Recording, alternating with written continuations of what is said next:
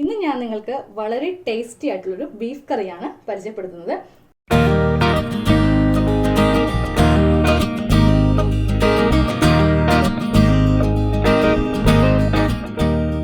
ഇതെനിക്ക് പറഞ്ഞു തന്നത് എൻ്റെ ഒരു ആൻറ്റിയാണ്. അപ്പോൾ ആൻറ്റി പാചകത്തിൽ വളരെ ഡോക്ടറേറ്റ് എടുത്തൊരു പുള്ളിക്കാരത്തിയാണ്. അപ്പോൾ ആ പുള്ളിക്കാരത്തിൻ്റെ ട്രേഡ് സീക്രട്ടും ഇതിലുണ്ട്. ആൻറ്റിയുടെ പേര് ഗ്രേസി എന്നാണ്.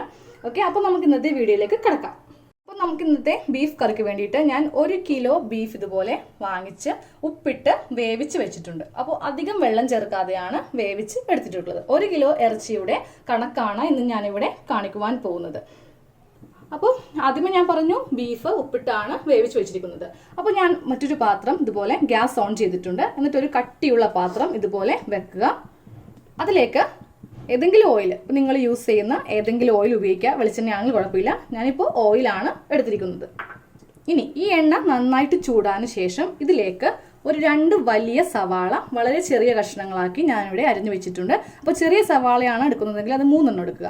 പിന്നെ ഒരു വലിയ കഷ്ണം ഇഞ്ചി ഇതുപോലെ നീളത്തിൽ അരിഞ്ഞെടുത്തിട്ടുണ്ട്. 10 വലിയ വെളുത്തുള്ളി ചെറുതാക്കി ഇതുപോലെ മുറിച്ചെടുത്തതാണ്. പിന്നെ 5 പച്ചമുളക് നീളത്തിൽ അരിഞ്ഞെടുത്തത്. അപ്പോൾ നിങ്ങളുടെ എരിവിനനുസരിച്ചിട്ട് ഈ പച്ചമുളകിന്റെ എണ്ണം കുറക്കാം. പിന്നെ വേണ്ടത് 3 തണ്ട് ഇതുപോലത്തെ കറിവേപ്പില. അപ്പോൾ ഈ എണ്ണ നന്നായിട്ട് ചൂടായിട്ടുണ്ട്. ഇതിലേക്ക് നമുക്ക് ഈ സവാളയും ഇഞ്ചി വെളുത്തുള്ളി എല്ലാം കൂടി ഇതുപോലെ ഇട്ട് കൊടുക്കാം. ഇനി വേപ്പിലയും ഇട്ട് കൊടുക്കാം.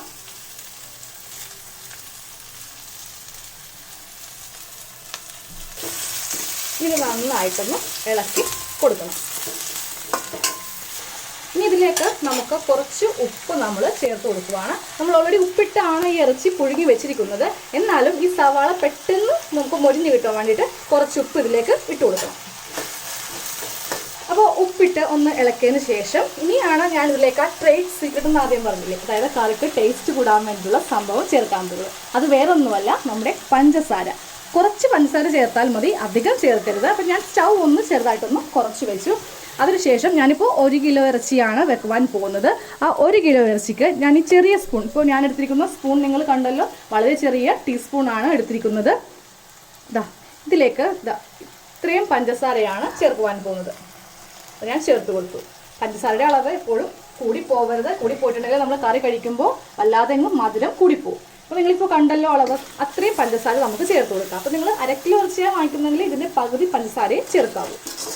അപ്പോൾ നമ്മൾ നന്നായിട്ട് ഇനി ഇളക്കി കൊടുക്കണം. അപ്പോൾ പഞ്ചസാര ചേർത്തു എന്ന് കരുതി നിങ്ങൾ ആരും ടെൻഷൻ അടിക്കരുത്. ഇത് കറിക്ക് മധുരിപ്പ് വരുമോ എന്ന് ടെൻഷൻ അടിക്കരുത്. പിന്നെ അതുപോലെ നമ്മൾ ഈ പഞ്ചസാര ചേർത്ത കാര്യം നമ്മൾ മാത്രം അറിഞ്ഞാലും മതി. ഇത് കഴിക്കുന്നവരെ അറിയിക്കണമെന്നില്ല. അതറിഞ്ഞു കഴിയുമ്പോൾ ചിലപ്പോൾ അവർക്ക് തോന്നും, ഇതിന് മധുരം കുറച്ചുണ്ടോ എന്നൊരു സംശയം വരും. അപ്പോൾ ഇത് നമ്മൾ മാത്രം അങ്ങ് അറിഞ്ഞാൽ മതി. അതായത് പാചകം ചെയ്യുന്ന ആൾ മാത്രം. ഇനി ഇത് നന്നായിട്ട് ഇളക്കി ഒന്ന് ചെറുതായിട്ടൊന്ന് വഴന്ന് വന്നാൽ മതി. നമ്മൾ സാധാരണ ബീഫ് റോസ്റ്റൊക്കെ വെക്കുമ്പോൾ ഈ സവാളയൊക്കെ നന്നായിട്ട് മുരിച്ചെടുക്കും. ഇതിനിപ്പോൾ അത്ര നന്നായിട്ട് മുരിയേണ്ട ആവശ്യമില്ല. ഒരു പകുതി പാകം വരെ ഒന്ന് നന്നായിട്ട് ഇളക്കി എടുക്കാം. അപ്പോൾ നമ്മുടെ സവാള ഇഞ്ചി പച്ചമുളക് ഇതെല്ലാം പകുതിയായിട്ട് വഴന്ന് ഇതുപോലെ വന്നിട്ടുണ്ട്. ഇനി നമ്മൾ ഇതിലേക്ക് 2 വലിയ തക്കാളി ഇതുപോലെ ഞാൻ അരിഞ്ഞു വെച്ചിട്ടുണ്ട്. അത് ഞാൻ ചേർക്കുകയാണ്. ചെറുതാണെങ്കിൽ ഒരു 3 എണ്ണം എടുക്കണം.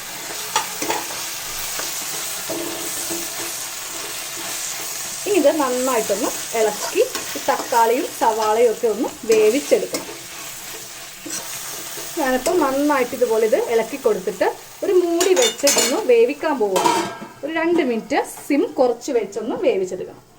ഇനി നമുക്ക് ഈ മൂടി തുറക്കാം. അപ്പോൾ സവാളയും അതുപോലെ തക്കാളിയൊക്കെ നന്നായിട്ട് വെന്തിട്ടുണ്ടാവും. ഇനി നമുക്കൊന്ന് നന്നായിട്ടൊന്ന് ഇളക്കി കൊടുക്കണം. ഇനി ഉടയാത്ത തക്കാളി ഉണ്ടെങ്കിൽ ഇതുപോലെ കയ്യിൽ വെച്ചിട്ടൊന്ന് നന്നായിട്ട് ഉടച്ചു കൊടുക്കുക. ഒരു പേസ്റ്റ് പോലെ ആക്കിയെടുക്കണം. അപ്പോൾ ഈ ഉടക്കുന്ന സമയത്ത് ഫ്ലെയിം കുറച്ച് വെക്കണം, ഇല്ലെങ്കിൽ ഇത് അടിക്ക് പിടിക്കും. അപ്പോൾ ഇത് കണ്ടില്ലേ, നന്നായിട്ട് ഇതുപോലെ ഒരു വഴന്ന് നല്ലൊരു കുഴമ്പ് രൂപത്തിൽ ഇതുപോലെ ആയിട്ടുണ്ട്.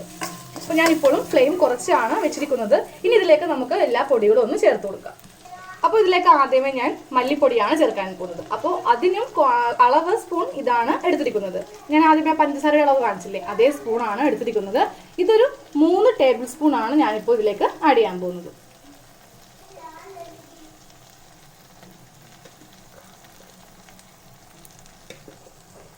അപ്പോൾ ഇതുപോലത്തെ 3ാമത്തെ സ്പൂണാണ് ഇട്ട് കൊടുത്തത്.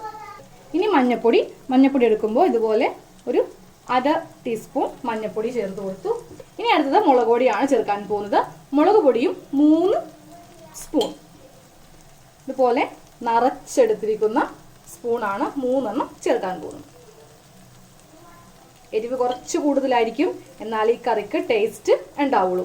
അതിനാണ് നമ്മൾ കുറച്ച് പഞ്ചസാര ചേർത്തത്. അപ്പോൾ ആ എരിവും ഈ ഷുഗറും കൂടി ആകുമ്പോൾ അതൊന്ന് കറക്റ്റ് മാച്ച് ആവും. ഇനി അടുത്തത് മസാലപ്പൊടിയാണ്. അപ്പോൾ ഈ മസാലപ്പൊടി ഞാൻ വീട്ടിൽ തന്നെ പൊടിച്ച മസാലപ്പൊടിയാണ് ഇതിൽ ചേർക്കുന്നത്. പുറത്തെ പൊടി ഒന്നും ചേർക്കുന്നില്ല, നമ്മൾ തന്നെ വീട്ടിൽ ഉണ്ടാക്കിയ പൊടി വേണം ചേർക്കുവാനായിട്ട്.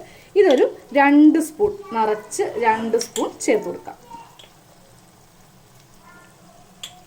ഇനി നമുക്കിത് നന്നായിട്ട് ഇളക്കി കൊടുക്കാം. ഇത്രയും പൊടികൾ നമുക്കിതിൽ ആവശ്യമുള്ളൂ.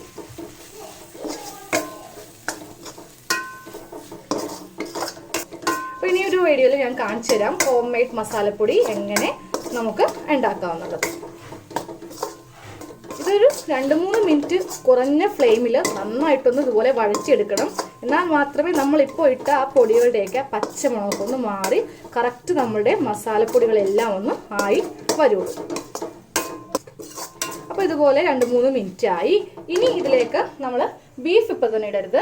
വെള്ളമില്ലേ, ബീഫിൻ്റെ വെള്ളം ഇതുപോലെ കുറച്ചുണ്ടാവും, അത് മാത്രം ഒന്ന് ഇട്ട് കൊടുക്കാം.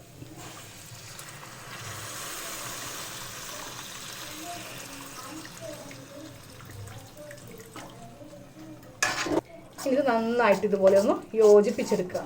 നമ്മൾ ഉടനെ തന്നെ ആ ബീഫ് ഇടുകയാണെങ്കിൽ ഇത് കട്ട കെട്ടി കിടക്കും. അപ്പോൾ അത് ഒഴിവാക്കാൻ വേണ്ടിയിട്ടാണ് ആദ്യമേ അതിൻ്റെ വെള്ളം ഇതുപോലെ ഒഴിച്ച് ഇത് നന്നായിട്ടൊന്ന് കുറുക്കിയെടുത്തത്.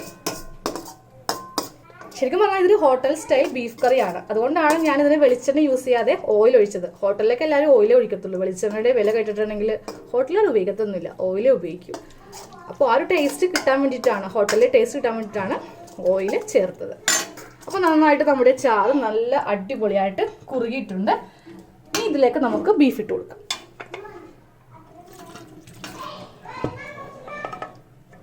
നന്നായിട്ട് ഇളക്കി കൊടുക്കുക. ഫ്ലെയിം കുറച്ചാണ് വെച്ചിരിക്കുന്നത്. അപ്പോൾ ഇതുപോലെ നമ്മൾ ബീഫ് നന്നായിട്ട് ഇളക്കിയെടുത്തു. ഈ സമയത്ത് നമുക്കിതിൻ്റെ ഉപ്പൊന്ന് നോക്കണം. അപ്പോൾ ഞാനപ്പോൾ ഒന്ന് ഉപ്പ് നോക്കട്ടെ. അപ്പോൾ ഇത്തിരി ഉപ്പ് കുറവാണ്. ഞാനപ്പോൾ ഇതാ ഇത്തിരി ഉപ്പ് ഇതുപോലെ ഒന്ന് ഇട്ട് കൊടുത്തു.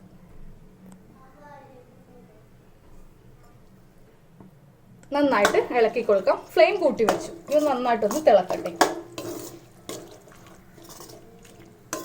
നന്നായിട്ട് നമുക്ക് നമ്മുടെ ചാറ് ഇതുപോലെ തിളച്ച് വന്നിട്ടുണ്ട്. അധികം വെള്ളം ഇറച്ചിയിലുണ്ടെങ്കിൽ ചേർക്കരുത്. നിങ്ങളത് കുറച്ച് മാറ്റി വെക്കുക. അല്ല ഉരുളക്കിഴങ്ങിട്ടോ അത് കറി വെച്ചെടുക്കുക. അധികം വെള്ളം ഇതിലും കൂടെ ചേർക്കാൻ പാടില്ല. നമുക്ക് പിന്നീട് നന്നായിട്ട് പറ്റിച്ചെടുക്കേണ്ടി വരും. അപ്പോൾ ആവശ്യത്തിന് മാത്രം ഇറച്ചിയിൽ വെള്ളം ചേർത്ത് വേവിച്ചെടുക്കാനായിട്ട് ശ്രദ്ധിക്കുക. ഇനി നമ്മളെന്താ ചെയ്യേണ്ടതെന്ന് അറിയോ, ഒരു 3 മിനിറ്റ് ഫ്ലെയിം കുറച്ച് വെച്ചിട്ട് ഒന്ന് വേവിച്ചെടുക്കുക. കാരണം ആ ഇറച്ചിയിലേക്ക് നമ്മളിപ്പോൾ ചേർത്ത മസാലയും എല്ലാം ഒന്ന് പിടിക്കാൻ വേണ്ടിയിട്ടാണ്. പിന്നെ അതുപോലെ തന്നെ കുറച്ചുകൂടി നെയ്യ് അങ്ങോട്ട് തെളിഞ്ഞു വരും. അപ്പോൾ അതിന് വേണ്ടിയിട്ട് ഞാൻ സിം കുറച്ച് വെച്ചിട്ട് ഒരു 3 മിനിറ്റ് ഇതുപോലെ അടച്ചു വെക്കാൻ പോവാണ്.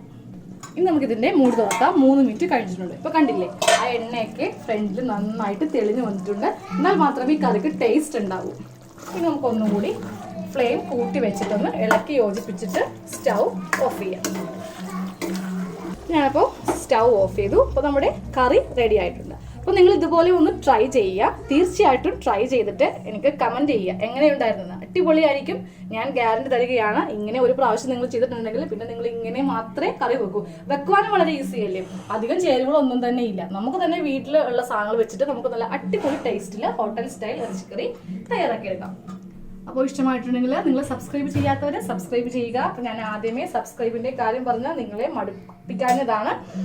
അവസാനമാകുമ്പോൾ നല്ല ടേസ്റ്റി ആയിട്ടുള്ള ചിക്കൻ കണ്ടില്ലേ, അപ്പം ഇനി അങ്ങോട്ട് സബ്സ്ക്രൈബ് ചെയ്തോളൂ കേട്ടോ. Thank you.